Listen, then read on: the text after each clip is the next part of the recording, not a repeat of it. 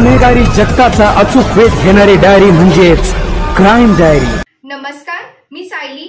Crime diary news channel मध्ये आपले स्वागत आहे। पाहूयात अशाच ताज्या बातम्या। इचलकरंजीतील शहापूर येथील सुशांत कांबळे या अल्पवयीन मुलाची आज सकाळी निर्घृण हत्या करण्यात आली होती।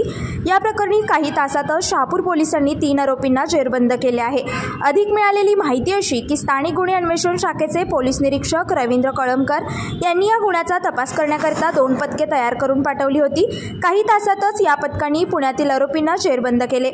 यामधील संशयित आरोपी अतिश नेटके, आर्यन चव्हाण, प्रदीप पारस सर्व राहणार इचलकरंजी हे सर्वजण कोल्हापुरातील राजाराम कॉलेजच्या मागच्या बाजूला आल्याची पोलिसांना माहिती मिळाली। पोलिसांनी सापळा रचून 3 आरोपींना ताब्यात घेतले। त्यांची चौकशी केली असता घोडागाडी परत मागितल्याच्या कारणावरून आणि जुन्या वादातून सुशांतची हत्या केल्याची कबुली त्यांनी दिली आहे। मुख्य आरोपी हा सुशांतचा जवळचा मित्र असल्याचं समजते। सदरची कारवाई गुन्हे अन्वेषण शाखेचे पोलीस निरीक्षक रवींद्र कळमकर, पोलीस उपनिरीक्षक संदीप जाधव आणि शेष मोरे, शहापूर पोलीस ठाण्याचे निरीक्षक सचिन सूर्यवंशी, पोलीस उपनिरीक्षक श्रीकृष्ण दरेकर यांनी केली आहे। अशाच ताज्या बातम्या पाहण्यासाठी क्राईम डायरी न्यूज चॅनलला सबस्क्राइब करा, शेअर करा आणि कमेंट करा। धन्यवाद।